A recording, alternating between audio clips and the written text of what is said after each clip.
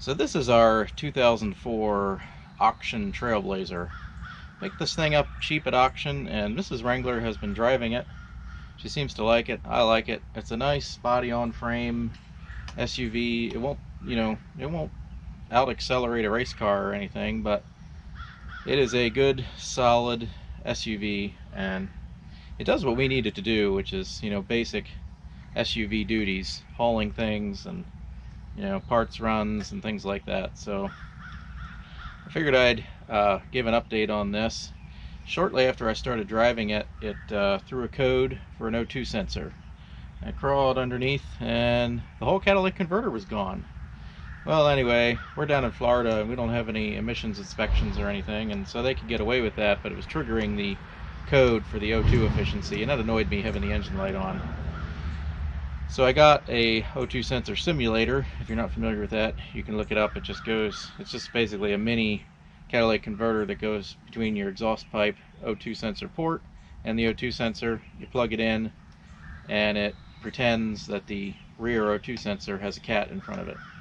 That's all it does. They're illegal everywhere. Don't use them.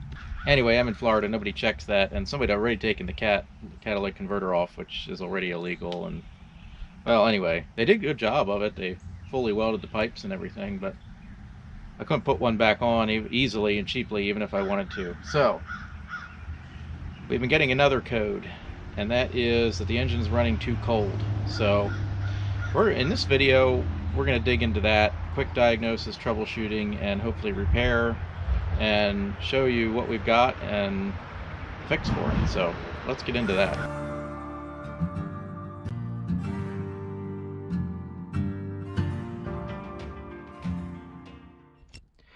So let me show you the code that we're getting.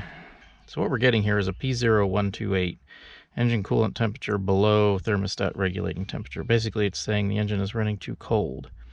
We're also getting a P0410 secondary air injection system. That could be the fuel cap. And the cooling fan speed sensor circuit, a P0526. I remember getting that before.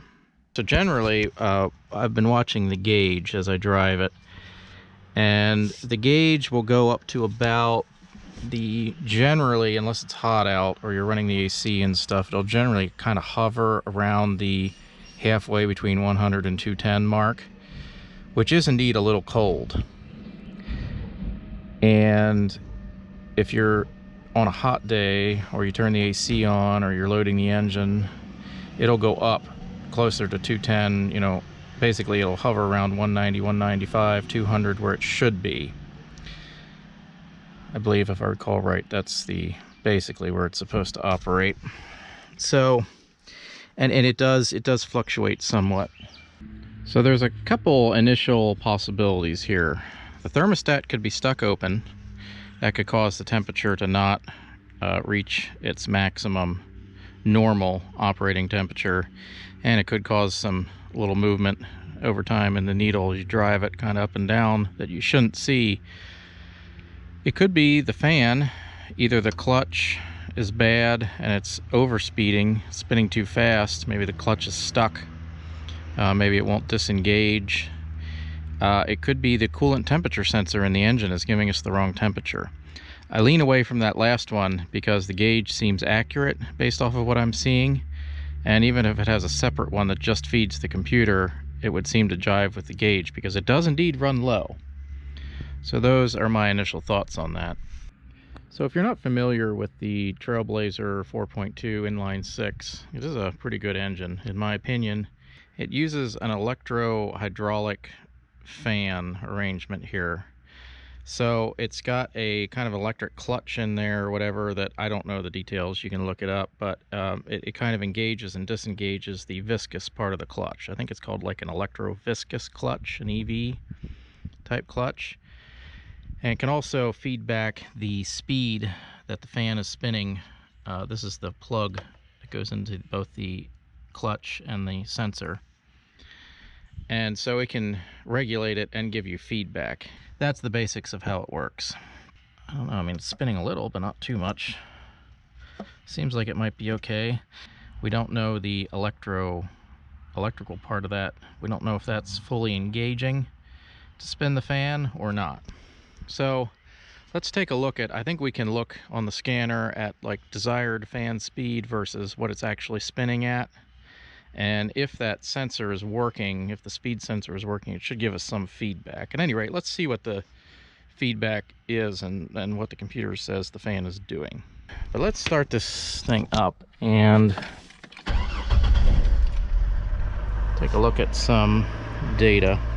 128 RPM, desired fan speed 304. Maybe the sensor or the fan is bad. If that's the case, you got to replace the whole thing.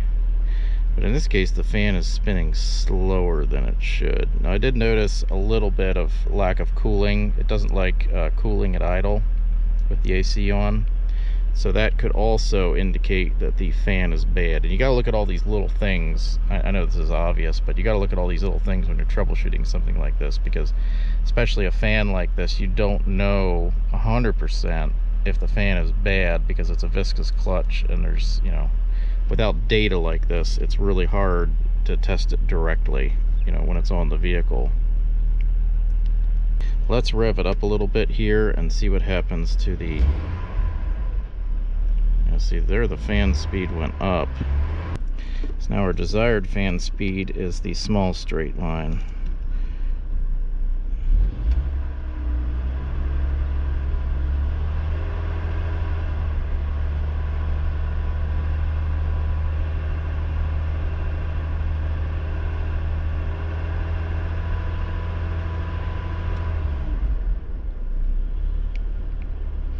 It was starting to go up there. It should be starting to warm up.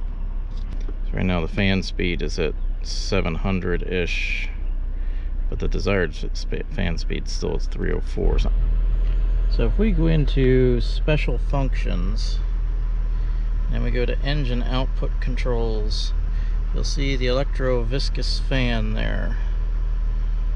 So if we go in there, so right now we can see the same output we could before, but now we can manually control it. So let's command an increase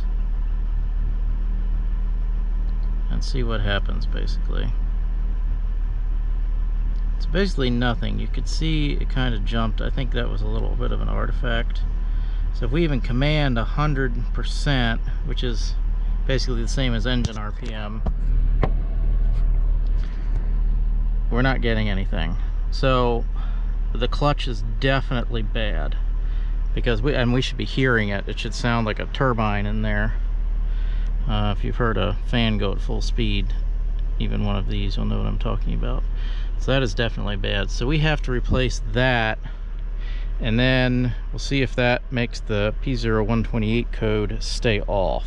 If you wonder why this control isn't working, but the engine is running cooler, the viscous part of the fan, once it heats up, is starting to bind,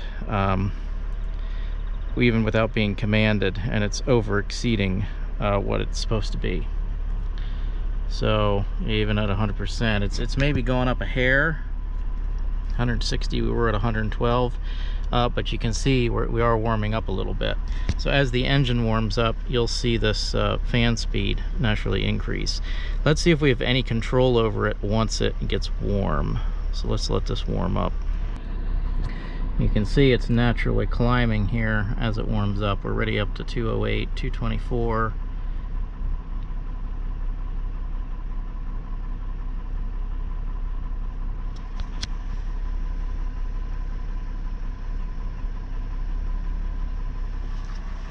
If we look at the actual fan itself, yeah, I mean, it feels like it's spinning more than it was when it's cold, and you can tell that just by kind of looking at it and seeing, yeah, see now it's, I don't know if you heard that, it just naturally picked up. So it started to jump up in speed. So once it warms up, you see now it's climbing 800 RPM.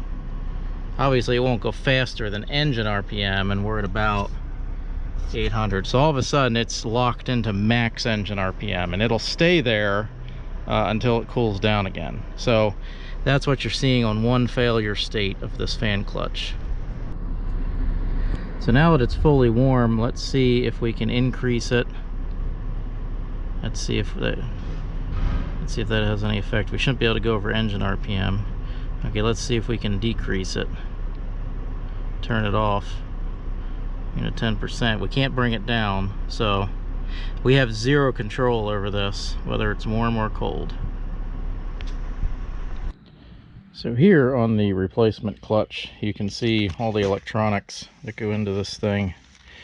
And obviously there's a plug down here, but because this is all connected, without separating some things and cutting these and redoing all that, it's just easier to replace all this. So this nut is the most important thing, and usually the hardest to get off. There's a special toolkit that you're supposed to use to get that off. I don't have that toolkit. I just usually fight at it with a normal wrench. So you unplug it up here, and then I think it goes behind the fan shroud. You kind of have to pull the fan shroud and the clutch all at one time. So I generally try to get this loose first off of the front nut on this pulley. And then, oh, they've cut the shroud out here. That's great. Why did they do that? Why did they do that? You don't have to. You just pull this top radiator hose. I believe it's just 2 bolts up here at the top. And then I think it just slides into things down there. Of course, it lifts up and slides into these tabs. And of course, then you work it around this neck. You take that radiator hose off, and then, yeah, you just kind of lift the shroud and the fan up all at once. So let's do that. So let's say you don't have the proper tool to do this. Well, one way, you can try it this way. You can try to block one of these nuts and then put pressure on the fan this way using a wrench, preferably not an adjustable one like I have. You can try and work it off that way. I don't know. That's usually my first go-to. Let's see.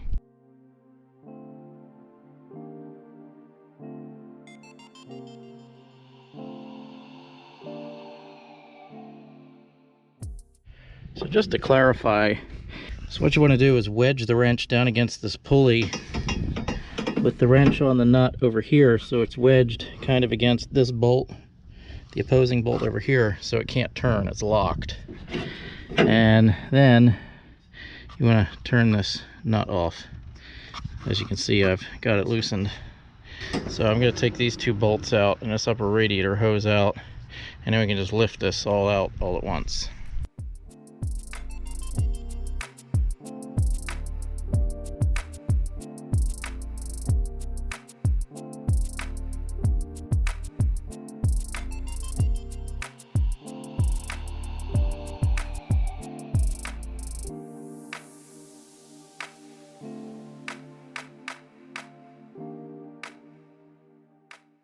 Alright, I have switched to phones because my GoPro is dying.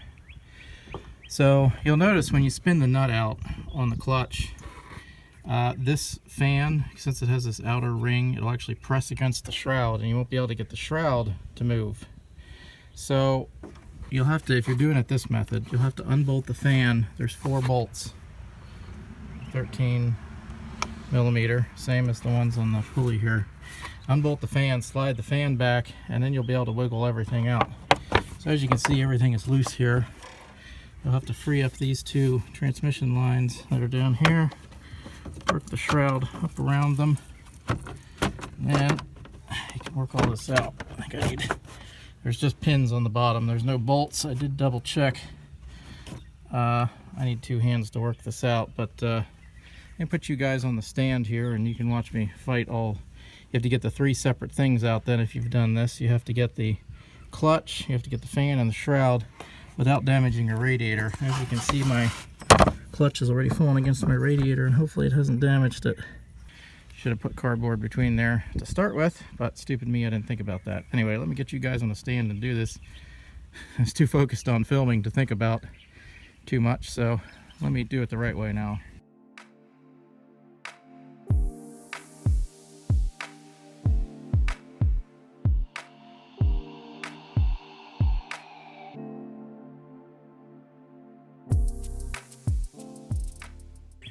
Alright, that's pretty much all there is to that. I did end up taking the hose off completely. You can do it without it, but it just gets in the way. So, check the threads on your water pump nose there. They appear to be okay. That's good. I don't think I damaged the radiator too bad, just a few dents in the fins without my thinking about it. And it's not leaking any coolant, so that's good. It's always fun to put a hole in your radiator and then have to replace it. Don't do what I did. Put a piece of cardboard in there first if you're going to do this method. I'm sure the factory method probably has you pulling all this off the front and pulling the radiator and stuff, but yeah, you know, we're not going to do that. Also, I noticed this groove cut in the top of the radiator neck here. I don't even know what that's from. It looks like a wear mark, but I don't feel anything on the inside, but I'm going to try to fill that with some JB Weld. This is a little bit not so good here, but the back of the barb is okay. We'll just, I don't know. If you're going to replace that, you got to replace the whole radiator, which is not currently on my list. Anyway, let's step over here, and so now you can see that this clips into the shroud here. So you're going to unclip that, and then the shroud can lift off. And you can pull this out. So now, as I always say, installation is the reverse of removal. The main difference is you're turning this the other way, so you have to wedge the wrench, you know, in this direction, or because you're tightening. So this pulley's going to want to spin that way. So you got to wedge it kind of against the pulley down here. So, and usually, and you do that, you know, against another bolt too. Again, otherwise it'll just turn the bolt out. So I'm not going to go into too much detail on that because you won't be able to see it on this crappy phone camera anyway. This is like an iPhone SE that's, you know, old as the hills, and I gotta get a new GoPro and I can't afford it. I've been doing this for 4 years and haven't really even made enough money on YouTube to afford a GoPro. That's pretty sad if you ask me, but alright, so let's put the new one back on in reverse. Oh, there it is, all back together. I am waiting on that JB Weld there to dry before I put this hose on, and then we can top off the coolant. There it is. Oh, it's glory. I don't think I put just too many holes in the radiator. Don't follow my lead on that. Make sure you put the cardboard in first. Can't express that enough. Yeah, there we go. It's not fun. Should have worn gloves. Cut myself about 50 times. This is way harder than I remember. Each time I do it, I forget. I guess it's like having kids. You forget how hard it was. And, you know, each time you go, oh, that was easy, and you just rip into it, and then, and then you remember. It's not hard. It's just a pain. It's just, you know, scrape your hands up and working in tight areas and trying not to hit the radiator and all that other stuff. So, all right, we'll wait for that JB Weld to dry, and then we'll go back and test with the scanner again.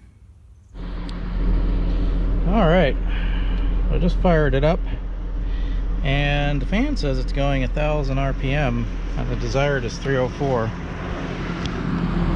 But yeah, it's definitely moving. So there is a thing with this: when you start it up, it will kind of rapidly accelerate and go into this high speed thing. It's starting to come down a little bit. So if you see that, it's nothing to worry about, basically. So we should see it start to come down and match the desired. Basically, it starts out running at full engine RPM. I don't know why it does that, but it's a thing. I don't know. Okay, so it hits closed loop, or I guess it warms up. Okay, now it's starting to track with desired 304 exactly. So let's see if we can tweak that a little bit. See if how well it tracks the desired. It's trying a little bit. Oh, there it's catching up. Maybe it takes some time. I don't know what the response time is on this fan. Okay, there it is. I heard it pick up. So when I hit the throttle now, it's it's maintaining a fan speed that is closer to the desired rather than closer to engine speed. Now we're tracking pretty close. We're almost spot on there. There's a little bit tiny jump when I hit the throttle, but I'd expect that, some inconsistency. Yeah, so now we're doing good. It does tend to set when you change the engine speed. It tends to hunt on the actual fan speed. But when you're holding a steady speed, it's more consistent. Now at idle, it's settled down into a higher RPM or higher speed again. Yeah, but it doesn't go up with. I'm holding it at about 1700 RPM, and it's staying at 500-ish, 600-ish. That's, you know.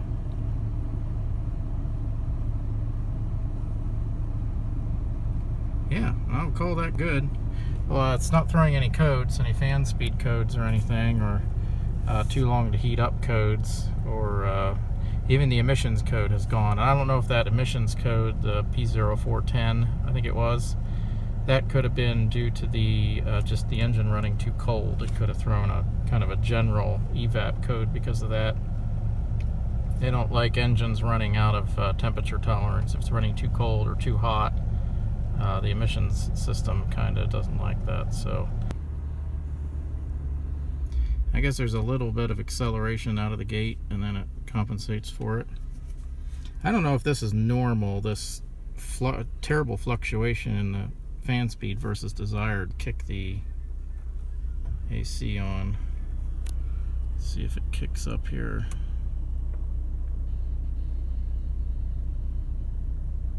Yep, it is. Yep, it rose right to match it.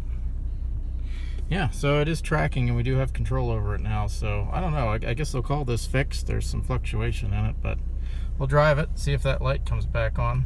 And if it does, I'll let you know. If it doesn't, then we've got it fixed.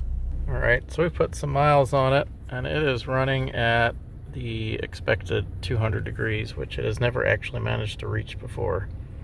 Usually it would run at about 160, 180, so, and no codes. I think we're good. So I know you'll see on the internet that the P0128 code can be caused by a couple things. This is one of them.